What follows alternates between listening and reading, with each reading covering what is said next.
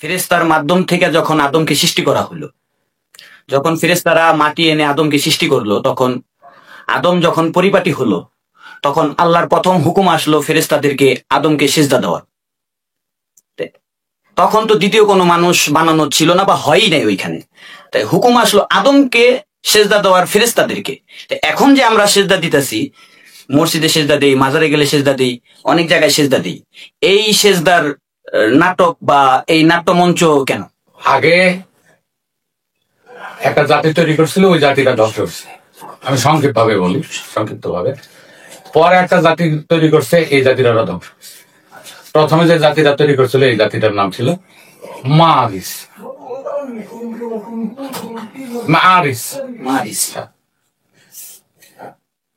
তারপরে একটা জাতি সৃষ্টি করছে, এই জাতির নাম হলো জিন। এটাও ধ্বংস করছে। আমি সংক্ষিপ্ত ভাবে বললাম। দুইটা জাতি ধ্বংস করার পরে আবার আল্লাহ বলছে যে আমি আর একটা জাতি সৃষ্টি করতে চাই।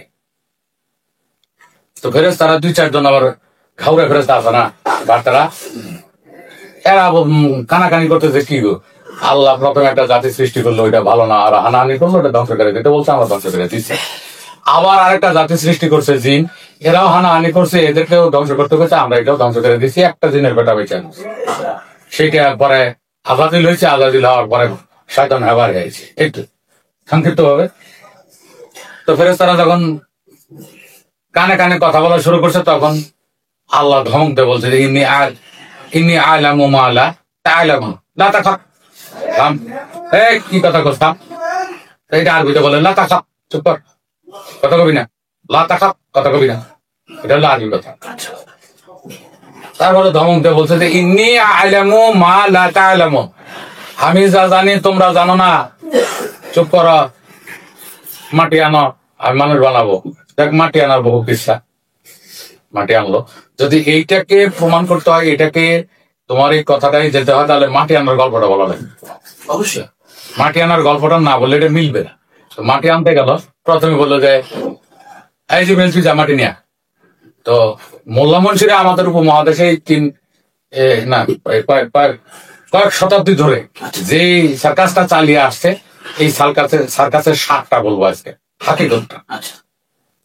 তো জিবরাইল গিয়ে মাটি আনতে বললো না, মাটি ধরলো, মাটি বললো আল্লাহর দোহাই, ফিরে আসছে দাঁড়ায় রয়েছে, ফিরে মাটি কই, তা আনতে পারিনি। কে? তো মাটি তো আপনার দোহাই দেয়, আমার মায়া লাগছে, দোয়া লাগছে, মাটিতে চলে এসেছে। থাকি রে, এই ইসরায়েল তুই যা, ইসরায়েল যা, মাটি আনতে পারে না। একই কথা, মাটি আল্লাহর দোহাই দিচ্ছে, ফিরে আসছে। তাহলে মিকাইল তুই যা, মিকাইল কাছে মাটি আনতে পারে না। আজরাইল তুই যা, মাটি নিয়ে। আজরাইল চিন্তা করে যে হারা দিনটা তো পারে না, আর আমি যদি মাটি না নিয়ে যাই তাহলে মারি হবে আমার। আর যদি পার্থিব কোনো প্রতিষ্ঠানে এই ঘটনাটা ঘটে, তাহলে বসে কি করবো, চাকরি থাকবে না, থাকবো, থাকবে না। আল্লাহর হুকুম অমান্য করে চুপ করে বসে দিয়েছে। বাহ, এরপরে আজরাইল যা মাটি ধরছে, দোহাই দিয়েছে, কিছু ছাড়তাম না, আল্লাহর হুকুম, তুই যতই দোহাই দাও। পরে মাটি নিয়ে গেছে, মাটি বানাতে পারবে কেটা? লালন লিখছে আনি আজ তার মাটি গঠলেন বোরকা পরিপাটি, মিথ্যে নয় সে কথা খাঁটি, কুঞ্চি যে তার গঠলে না তা জানতে হয় বনি আদমের আধ কথা। লালন লিখছে। আনলো মাটি, মাটি আইনে বললো যে কে বানাতে পারে, হাত তোলো। এদেরকে ধমক টমক দিল না, এটা তো কাহিনী, রূপ কথা, নাহলে ওই তিনজনের চাকরি থাকে না। তারপরে একজনে হাত তোলা, আমি পারবো না। লালন লিখছে না জেনে আজাদিল সে রূপ, কি রূপ আদম গঠলেন সেথা জানতে হয় বনি আদমের আধ কথা। আল্লাহ রূপ দেখা নাই কোনোদিন যে কিভাবে আমি মানুষ বানাবো, স্ট্রাকচারটা পাইলে বই আনলো, আদম স্রোত বানানোর পরে তোমার এই প্রশ্নটা, আল্লাহ বলছে ইয়া আইয়ুহাল মালাইকাতু উসজুদু লি আদামা ফাসাজাদা ইল্লা ইবলিসা। বাংলা অর্থ হলো হে দেবতা বর্গ, তোমরা আদমের মাধ্যমে প্রভু ভক্তি করো। সবাই ভক্তি করলো, ইবলিস করলো না। এই ছিল মূল কথাটা, তাই না? তোমার আর এই জায়গায় আরেকটা কথা ছিল যে ফেরেশতারা আদমকে সেজদা দিছে, আমরা তো সেজদা দিই নাই ওই দিন আদমকে, কোন মানুষ তো সেজদা দেয়নি। তাহলে তুমি আগে আদমটা চিন্তা, যদি আদমটা বার করতে না পারো তাহলে আর এই সেজদা বেদার খোলাসা করতে পারবে না, ক্লিয়ার করতে পারবে। জি। এইখানে আরেকটা সার্কাস, ফকির, বাউল, পালাকার, সরকার, নারী পুরুষ, আদম হাওয়া পর্ব, শরীয়ত বেলায়েত পর্ব, শরীয়ত মারিফত পর্ব, নেশার জান।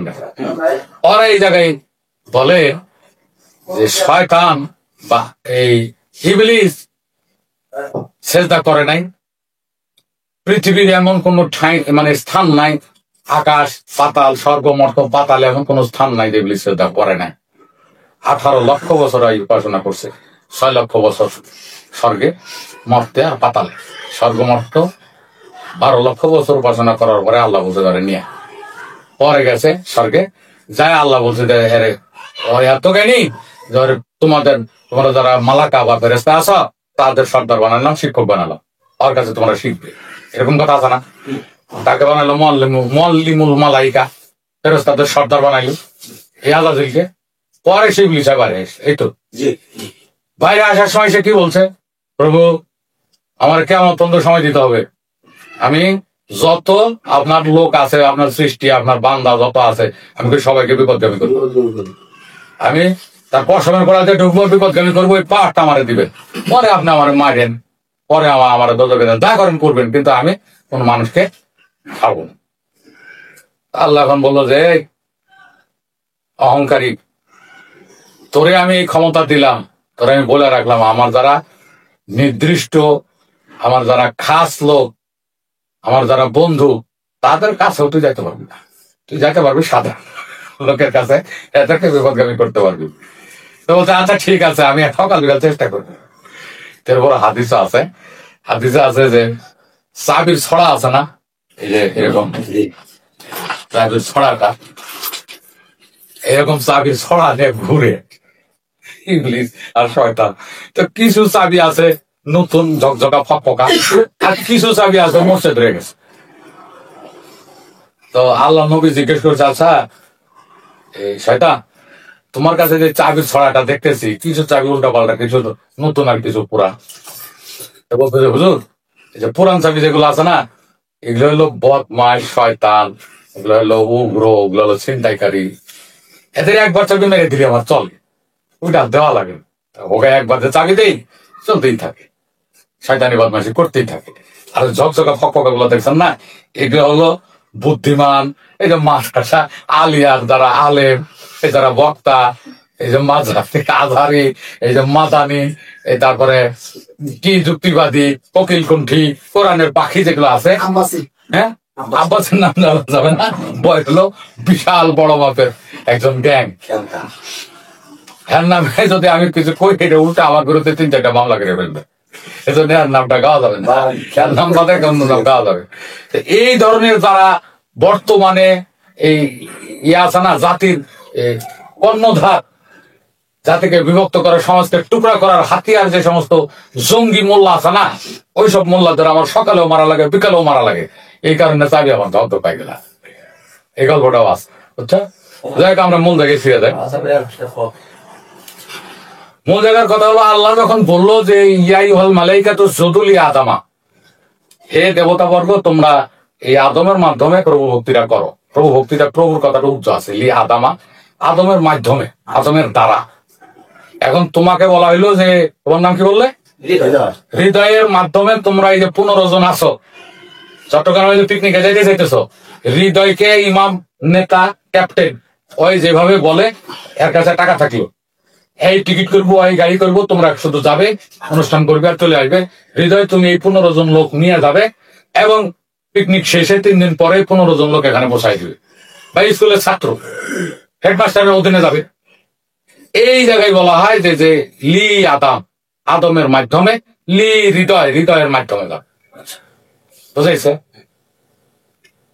তাহলে কিন্তু হৃদয়কে চিন্তা করা হইল না, হৃদয়ের মাধ্যমে আরেকজনকে চিন্তা করতে বলা হলো। ভালো করে বোঝো ওই জায়গায়। এখানে বলা হয়েছে যে উসজুদু লি আদামা, আদমের মাধ্যমে ভক্তিটা হোক, আদমের মাধ্যমে নট আদম। আর আদমকে যদি ভক্তি হইতো উসজুদুল আদম, আদমকে ভক্তি করো, উসজুদুল আদম, আদমকে ভক্তি করো, উসজুদুল হৃদয়, হৃদয়কে ভক্তি করো। সেজদা মানে ভক্তি। আর যখন আমি আদেশ করলাম তখন হলো উসজুদ, ভক্তি কর, উসজুদ, তোরা সবাই মিলে ভক্তি কর। এটা মূল সেই শব্দটা ছিল সেজদা, সেজদা মানে ভক্তি।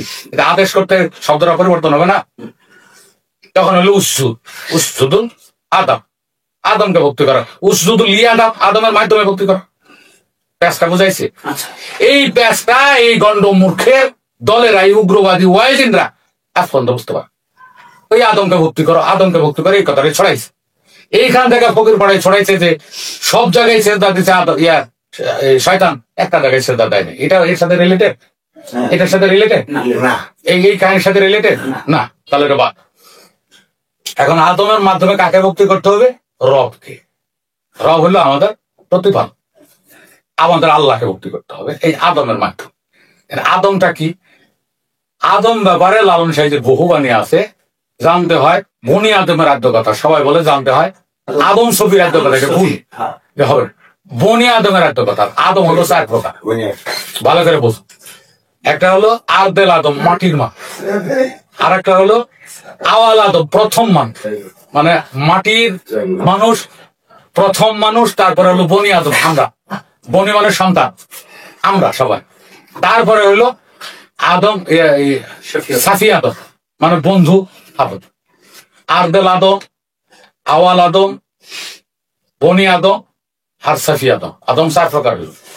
আরদেল আদম যেটা মাটির থেকে হয়েছে, প্রথম ইলিশ মাছ, প্রথম বট গাছ, প্রথম মানুষ, প্রথম হাতি, যেটা মাটির থেকে হয়েছে, ওইটি আরদেল, মাটির থেকে হয়েছে। এই মাটির থেকে হয়েছে উদ্ভিদ এবং প্রাণী। প্রাণীদের 2টা জাত আছে, নর এবং নারী। এই নর জাতি বা পুরুষ জাতির ভিতরে যে শুক্রটা বা বীর্যটা উৎপন্ন হয়, এইটা হলো আদি আদম। এটা হলো আদি আদম। এই আদি আদম বা এই বীর্যটা হলো আদি আদম। এই বীর্যটা যদি কোনো নারীর গর্ভে বা কোনো টেস্ট টিউবে বপন করার পর একটা সন্তান সৃষ্টি হয়, সন্তান জন্ম হয়, এটা হলো বনি আদম। বনি মানে সন্তান, সোম। ঠিক আছে? এই কোরআনে বহু জায়গায় বলা আছে, ইয়া বানি আদম, হে মানব সন্তানেরা। বুঝেছে? তাহলে বনি বা ইবনুন মানে হলো সন্তান, বনি আদম হলো আমরা সবাই। আর আমাদের এই পুরুষ জাতির বীর্যটা হলো আদি আদম। আর প্রথমটা হলো আরদেল আদম, মাটির সৃষ্টি। এরপরে আমরা যেই আদমকে খুঁজি, বা মনের মানুষ, শুধু প্রাণের মানুষ, ভাবের মানুষ, রসের মানুষ, অদর মানুষ, আলেক মানুষ রূপে যাকে খুঁজি, সেইটা হলো সাফি আদম। সাফি আদম বন্ধু হলো, বন্ধু মানুষ। তাহলে ওইখানে কি তৈরি করা হলো? ওই গল্প দ্বারা, ওই গল্পটা যদি আমরা এখন ভাঙি, তাহলে আসবে। প্রথমে জিব্রাইলকে বলছিল জিব্রাইল মাটি নিয়ে, তো জিব্রাইল ছিল মুখের কথা। তো মুখের কথা দিয়ে আমরা যদি বলি আপেল খাবো, আপেল খাবো, খাওয়াতে হবে না। বীর্য বানাবো, বীর্যটা বানাবো, মানব তৈরির যে বীজ, সেই বীজটা আমি বানাবো। ভালো করে বুঝতে, সেই বীজটা বানাতে গেলে খাদ্য খাওয়া লাগবে। এই খাদ্যটাই ছিল মাটি। এইটা যখন মুখ যায় বলছে যে জিব্রাইল মুখের কথা যে বলছে আপেল খাবো, আপেল খাবো, আপেল তো আর পেটে আসে নাই, মুখে আসে নাই, পেটে যায় নাই, এটাতে মৈথুন করে বীর্য বানানো যায় নাই। জিব্রাইল পারলো। পরে বললো যে মিকাইল তুই যা। চোখ দিয়ে দেখতেছে আপেলটা ভালো, টস্ট, একবার তাজা, প্রিজারভেটিভ নাই, খাওয়া তো আর হইলো না। চোখ দিয়ে দেখে কি খাওয়া হইলো না? তার মানে মিকাইল মাটি আনতে পারলো না। এখন বুঝছো ভালো করে? তুই যে জায়গার কথা কইছো, জায়গার কথা কইতেছ। তারপর ওই ইসরাফিল তুই যা, আপেলটা নিলাম, না ইসরাফিল হলো নাসিকা, মিকাইল হলো চোখ। নাসিকাতে শুকলাম, ভালো টাটকা, পাকা, ঘ্রাণ আছে, খাওয়া তো হইলো নাক খাইতে পারবো না। তো না ঘ্রাণ নিতে পারবে, ব্রেনকে বলতে পারবে যেটা টাটকা, সুঘ্রাণ আছে, ভালো, প্রিজারভেটিভ নাই, এটা বলতে পারবে, খেতে তো পারবে না, কারণ নাসিকা ভালো। তারপরে আজরাইল হলো মুখ, মাঠে নিয়ে আজরাইল যা যেটা ধরে সেটি শেষ। আমার না হাত আছে, বকে তোর হাত নাই, সিংহে তোর হাত নাই, মুখ দিয়ে যেটা ধরে সেটি সাবান। এই আজরাইল মাটি আনতে পারলো। তাহলে প্রথমে এখানে জিব্রাইল ছিল মুখের কথা, খাদ্য, নাম বলতে পারে, খাইতে পারে না। তারপরে ছিল মিকাইল চোখ, দেখতে পারে, খেতে পারে না। তারপরে ছিল নাসিকা, ঘ্রাণ নিতে পারে, খেতে পারে না। পরে আজরাইল খাদ্য খাইলো, মানে মাটি আনলো। এইবার এটাকে পোড়ান শুরু হলো। লালন সাহেবের বাণীর ভিতরে আছে, 3 পোড়াতে খাঁটি হলি না। তো 3 পোড়াকে আমরা খাদ্য খাইলাম, 8 ঘন্টার ভিতরে হজম হইলো, সার আর অসার আলাদা হইলো, অসারটা জলমলে বের হয়ে গেল, সারটা যকৃতে গেল। তারপরে এইটা এই কত 24 ঘন্টার ভিতরে আবার সারে রূপান্তর হয়ে গেল। মানে খাদ্য থেকে সার হলো, সারটা 24 ঘন্টার ভিতরে রক্তে রূপান্তর হয়। রক্ত থেকে 72 ঘন্টার পর থেকে শুরু করে 60 দিনের ভিতরে, ভালো করে বুঝে মনে রেখো, 72 ঘন্টা থেকে শুরু করে 3 দিন পর থেকে শুরু করে 60 দিন পর্যন্ত ওখান থেকে বীর্য তৈরি হচ্ছে। তার ছিল খাদ্য, হইলো সার, তারপরে হইলো রক্ত, তারপরে হচ্ছে বীর্য। কয়টা পড়া হচ্ছে? সার, রক্ত, বীর্য। কয়টা পড়া হচ্ছে? 3 পোড়াতে খাঁটি হলি না। তুমিও 3 পোড়া খাওয়া, আমিও 3 পোড়া। এই বীর্যটা বানানো। এখন বীর্যটা বানানো হলো, এই বীর্যটার নাম ছিল কি? আদম। এটা ছিল আদি আদম। এই আদি আদমকে বলছে যে ইয়া আইয়ুহাল মালাইকাতু উসজুদু লি আদম, এই দেবতা বর্গ, ফেরেশতা বর্গ, তোমরা এই বীর্যের মাধ্যমে প্রভু ভক্তিটা করো, মানে বীর্য রক্ষা করে করো। ফাসাজাদা ইল্লা ইবলিসা, সবাই ভক্তি করলো, ইবলিস বাদে। ইবলিস করলো না, দেখ ওই পালাটা আলাদা। সবাই ভক্তি করলো কিভাবে? দেবতা কারা? এটা ওই যে মোল্লা পাড়ার মোল্লারা, ঠাকুররা, পুরোহিতরা, ওয়াইজিনরা, বক্তারা, ইমাম মুয়াজ্জিন যারা আছে, এই মূর্খেরা এইগুলোকে মনে করে যে দেবতারা চোখের পলকে সারা বিশ্ব ভ্রমণ করে, আলগা একটা জীব, উপরে উড়ে অদৃশ্য হয়, সারা পৃথিবী ঘোরে, এরকম একটা কিছু মনে করছে না। এই দেবতারা হলো মানবদের সব অঙ্গ প্রত্যঙ্গ। মানবদের অঙ্গ প্রত্যঙ্গকে বলা হয়েছে তোরা বীর্য রক্ষার জন্য কাজ কর। এটাই হলো ভক্তি করা। চোখ বলছে যে প্রভু এই কথাটা তো ভালো, বীর্য রক্ষা করলে দীর্ঘায়ু হওয়া যায়, ভ্রমণের মন জয় করা যায়, বীর্য রক্ষা করলে শরীর ভালো থাকে, তাহলে এটা করা দরকার। কান বলছে আমরাও রাজি, চোখ বলছে আমরা রাজি, অঙ্গ প্রত্যঙ্গ বলছে আমরা রাজি, সবাই রাজি হয়েছে বীর্য রক্ষা করা ভালো কাজ। রাজি হয় না কেডা? ইবলিস, মদন। ও শালা মনে করে যে শুক্রবার করে যে মজা, আর শুক্র বন্ধ করতে কয় গুরু, এইটা আমি পারতাম না। এইটাই বলছে যে সবাই ভক্তি করলো, ইবলিস করলো না। ইবলিস বাদে সবাই ভক্তি করছে, অর্থাৎ নুনু শুক্র রক্ষা করতে রাজি না। আর বাকিদের সমস্ত দেবতা, ফেরেশতা, মালাকা, নবী রাসূল, এরা এক বাক্যে স্বীকার করছে যে বীর্য রক্ষা করা কান্ডা ভালো, আমরা রাজি আছি, আমরা বীর্য রক্ষা করার পক্ষে। শুধু ইবলিস করার, ইবলিস হলো নুনু, হয়তো বীর্য রক্ষা করার কাজে রাজি না, আর যাবে অল্প সময়ের ভিতরে কাম সেরে অন্য কাজে যাবে। এত চেষ্টা করা, এত খাটনি করার দরকারটা কি? বুঝছ? এইটাই ছিল তোমার ওই গল্পের সার, যে সারা জগতের সৃষ্টি জগতের সব জায়গায় আজাজিল সেজদা করছে, একটা জায়গা বাকি রাখছে। কোন জায়গাটা? এরা জায়গা মনে করে শরীরের কোন স্থান বা পৃথিবীর কোন স্থান না, এই স্থানটা বা বিষয়টা হলো এইটা। সে শুক্র রক্ষা করতে রাজি হয়, আর বাকি সব ইবাদতে রাজি হয়। বুঝেছে?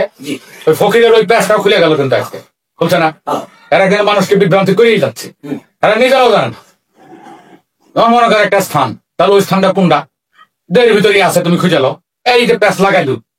আসলে ওই বিষয়টা ছিল সবাই শুক্র রক্ষা করতে সম্মত হয়, রাজি হয়, শুধু নুনু বা শয়তানরাই হয়। কথা ক্লিয়ার?